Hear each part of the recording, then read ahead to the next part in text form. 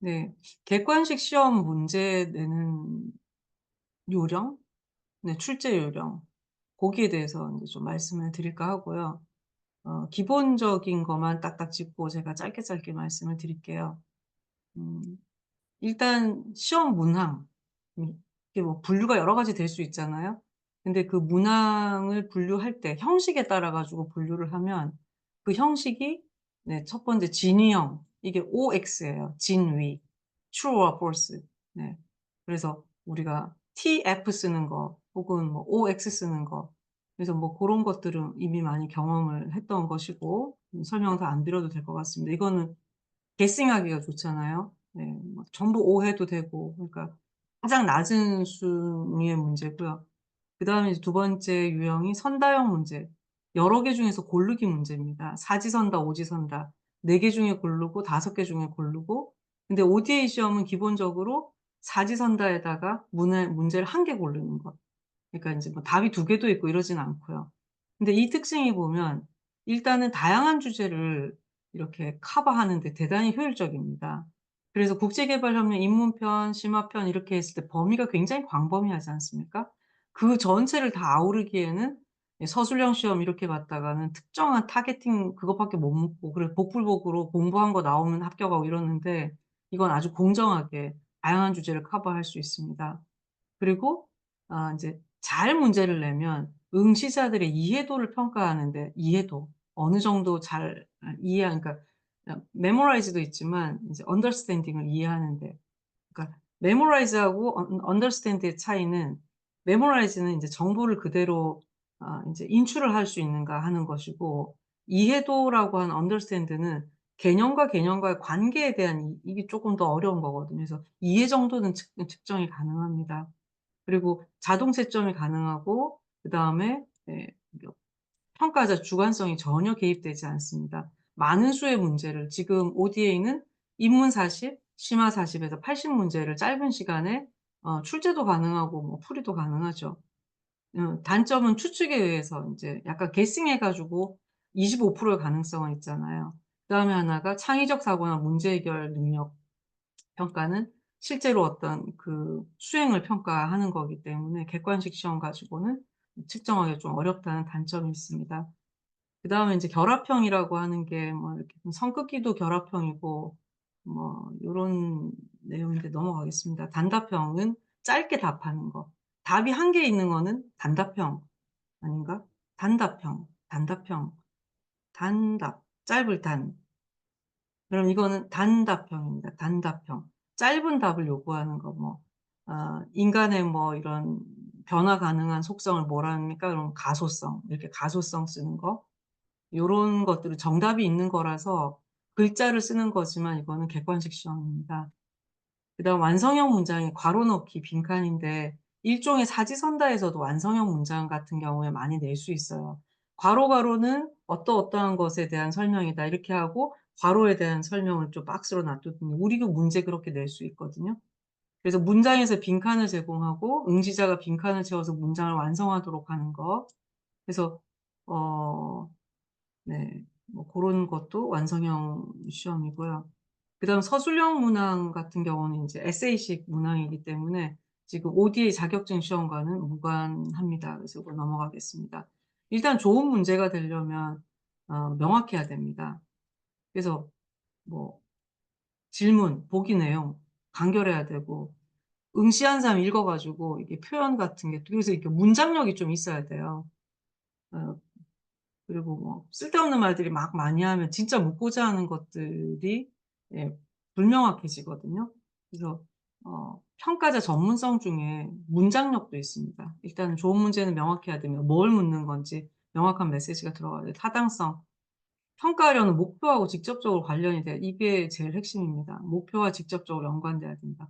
ODA 자격증이라 그러면 ODA 자격을 갖는 사람은 어떤 걸 이해하고 알아야 되는가, 그 목표가 분명해야 되거든요.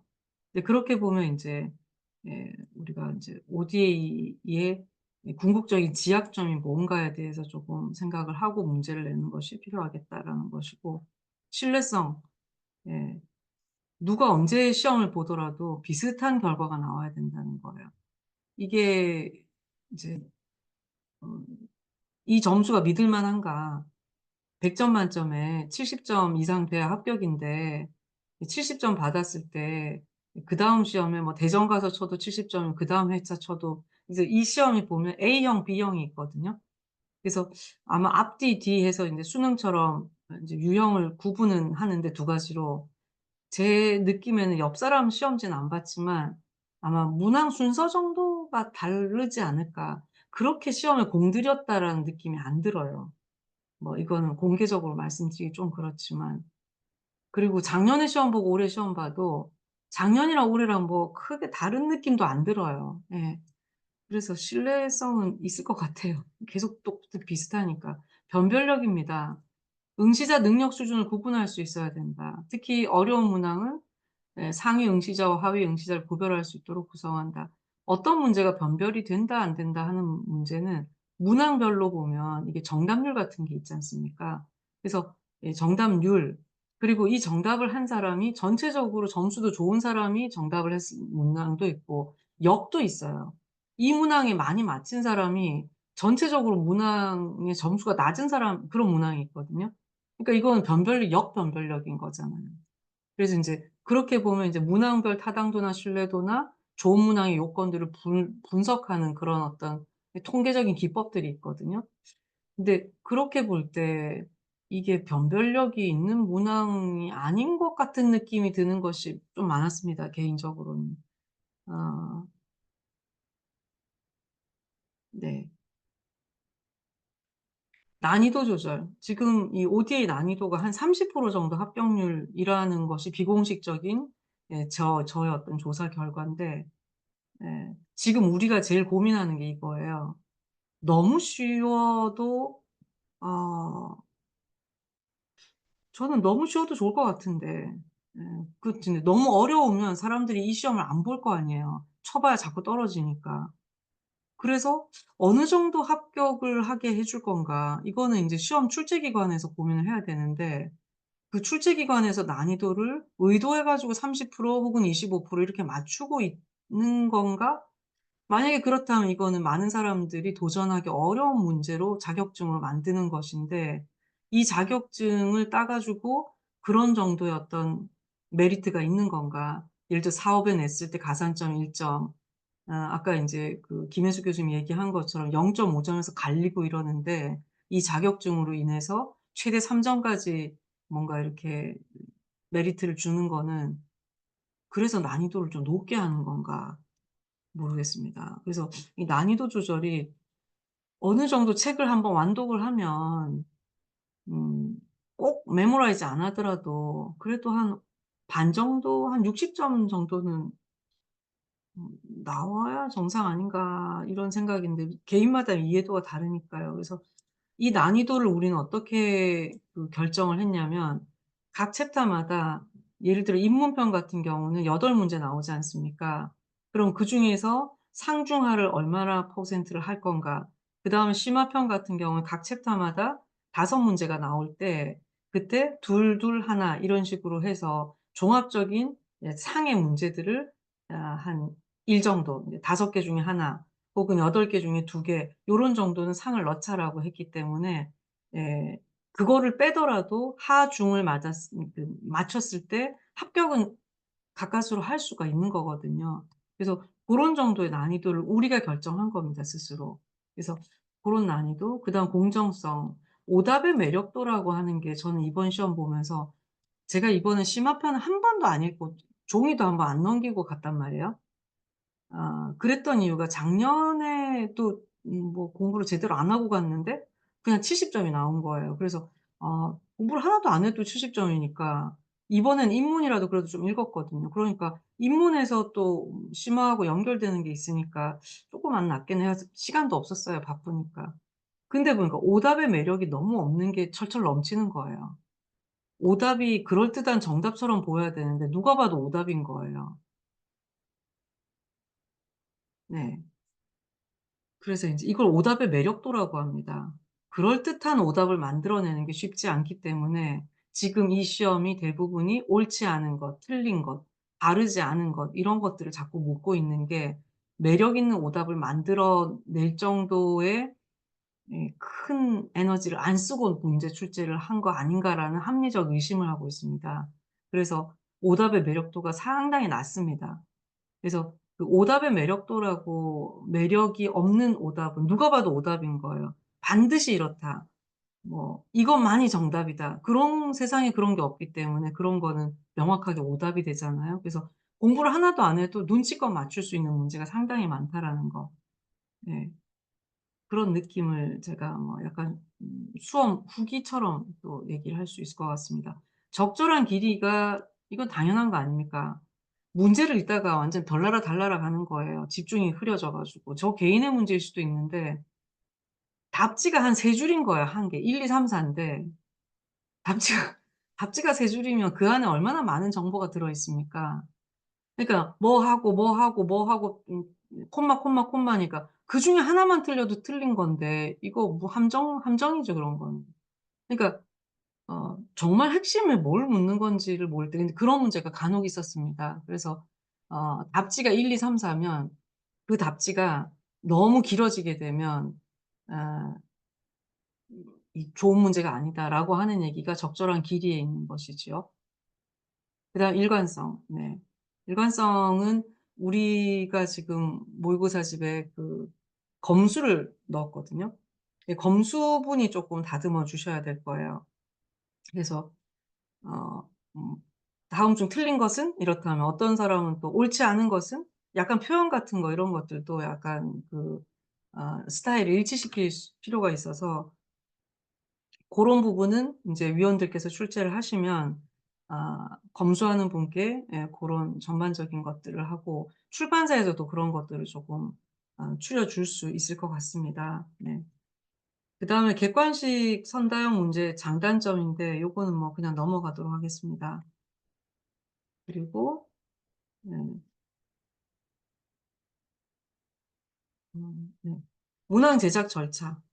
뭐 이거 지금 뭐 우리가 이론적으로 하는 건 아니지만 일반적으로 선다형 문항의 제작 절차를 보게 되면 첫째는 이거를 뭐를 평가할 것인가.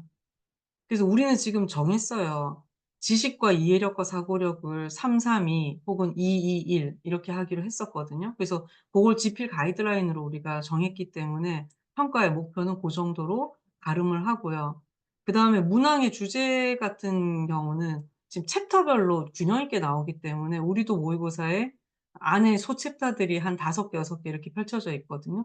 그래서 5개면은 뭐 이렇게 인문편 같은 경우는 각각의 어떤 1 에서 2개 정도 이렇게 균형 있게 이게 문항의 주제죠. 각 소절들에 맞춰 가지고 문항을 골고루 고거는 기본이고요. 그다음에 인제 문항의 본문을 작성하게 됩니다. 그래서 본문이라는 게 실제로 문항을 만드는 거거든요.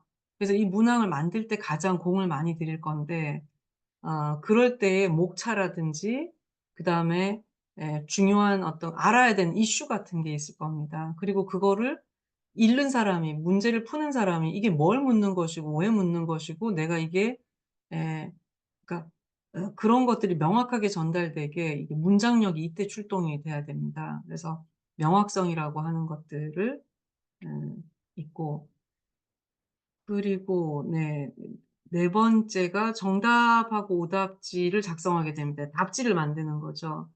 답지를 만들 때에 아까 앞서서 얘기했던 그 오답의 매력도 어 음 오답의 매력도인데 옳지 않은 것은 이렇게 되면 어 답지가 4 개면은 옳지 않은 것 하나만 만들면 되거든요. 3 개는 그냥 교과서로 뺏기면 되는 거예요. 따서 쓰면 되니까. 문항을 만드는 입장에서는 옳지 않은 것 문항이 만들기가 훨씬 쉬워요. 답지 4개 중에 하나만 만들면 되거든요. 그리고 그걸 매력적으로 만들 수 있는 거는 훨씬 더 인제 뭐 하나만 하면 되니까. 근데 만약에 "옳은 것을 골라라." 이렇게 됐을 때는 옳은 거 하나만 옮기고 3 개를 그럴듯하게 만드는 게 쉽지 않은 거예요. 그래서 제가 인제 이 시험을 보니까 옳지 않은 것이 많았어요. 그래서 쪼끔 아쉬웠어요. 그래도 가장 바람직한 거라든지 그런 형태가 쪼끔 섞여 있었으면 더 좋았을 걸. 그래서 그럼 실제 문항이 옳지 않은 거 많이 나오는데 우리가 출제를 옳은 거를 고르라는 거를 만약에 뭐 한 20% 30% 넣었다라고 했을 때 실제 문제하고 모의고사집 문제하고 또 이렇게 갭이 생기잖아요. 고 부분을 고민을 좀 했었는데 어차피 지금 기출 문제가 공개가 안 되고 모의고사 문제집이 없기 때문에 모의고사 문제집이 뭐 복수의 존재를 하더라도 결국은 출제할 때 이런 부분들을 반영을 해서 인제 시중에 나와 있는 문제들을 아무래도 무시할 수는 없잖아요. 사람들이 그걸 보고 갈 거니까. 그래서 '우리라도 쪼끔 섞자.' 그래서 저는 인제 약간 권하건대 모두 다 옳지 않음이 거의 90% 95% 까지 되는 것 같아요. 그러지는 말자. 그래서 한 뭐 뭐 한 70% 80%가 옳지 않은 것이라도 옳은 것도 좀 한 20-30% 는 넣자. 인제 그런 제안을 제가 드리는 바입니다. 그다음에 난이도와 변별력 조정에 대해서는 앞서서 우리가 합의한 게 있기 때문에 넘어가겠습니다. 그리고 문항을 검토하고 수정하는 거. 이게 인제 동료 검토하고 인제 전문가의 검토인데 우리가 전문가의 검토까지는 쪼끔 예 뭐 그러니까 내용 전문가가 인제 보시긴 해야 될 건데 제가 검수를 두 분을 넣었거든요. 내용 전문가 한 분하고 한 분은 인제 아까 뭐 문항의 어떤 그 일관성이라든지 표현이라든지 또 본인이 수험생의 입장에서 이해가 안 간다든지 인제 표현이라든지 이런 것들을 이제 교정하는 그 두 분을 인제 의뢰를 드려 놨어요. 근데 사실 전문가 검토 같은 경우는 그 전문가가 우리 문제 그 많은 거를 풀어 줘야 되기 때문에 이제 그분한테 뭔가 어느 정도 기대할 수 있을 건가, 우리 문제를 그렇게 전문가가 깊이 있게 봐줄 건가. 그래서 그런 부분에서 아무래도 우리는 동료 검토라든지 이런 그 일반 수험생의 검토 고런 정도가 우리에게는 현실적으로 인제 검수의 역할을 하게 될 것 같습니다. 그다음에 인제 파일럿 테스트를 하게 됩니다. 파일럿 테스트가 인제 그거를 누가 시험 보는 거거든요. 요거는 할 수 있으면 한번 해 보려고요. 그래서 6 회차를 우리가 만들잖아요. 그럼 1 회차 했을 때 몇 점 나오는가, 2 회차 했을 때 몇 점 나오는가. 그게 회차마다 막 30점 나왔다가 그다음에 막 70점 나왔다가 이런 거는 이렇게 균형 있게 우리가 좀 아니 그런 정도는 아닐 것 싶은데 하여튼 고런 것도 고려를 하고 있습니다.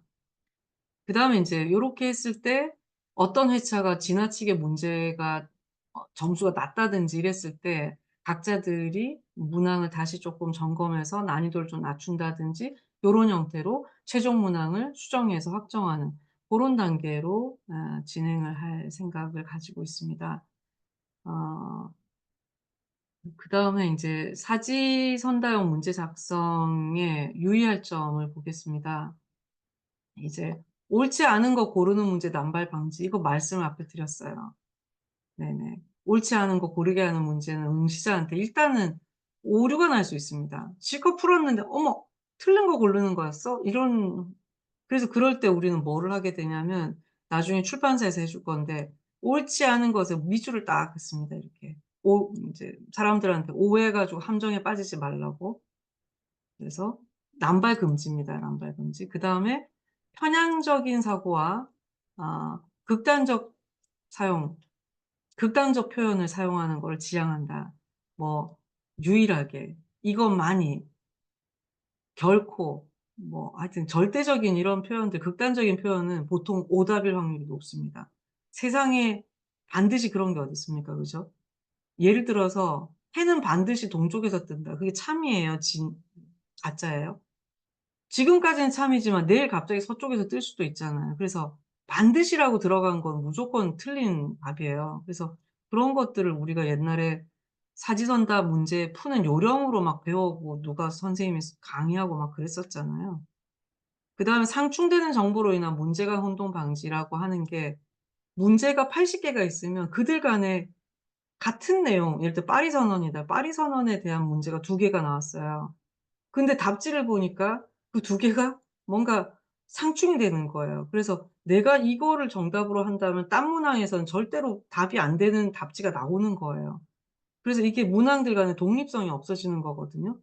그래서 이제 고런 부분들에 대한 고려가 적어도 우리 스스로 문제 내는 그 범주 안에서는 체킹이 좀 돼야 될 겁니다. 그다음에 중복 표현을 문투로 통합한다. 요 얘기는 뭐 이거는 잘하고 계신 것 같아요. 지금 올라오는 문제들을 보면 뭐 이런 거죠. 반복되는 표현 있지 않습니까? 어 뭐 "다음 중 냉장고의 기능은" 이렇게 되면 뭐 보기 1 번이 "냉장고의 기능은 뭐뭐뭐다." 2번 "냉장고의 기능은 뭐뭐뭐." 냉장고의 기능은이라고 하는 이 표현 있잖아요. 그거는 예 계속 반복해서 안 쓴다 이 말입니다. 괜히만 길어만 지기 때문에 예 뭐 "음식 보관에 따른 냉장고의 기능." 이렇게 되면 어 얼린다, 보관한다, 하여튼 그런 상태 뭐 고렇게 해서 앞에 문구를 반복하지 않는다.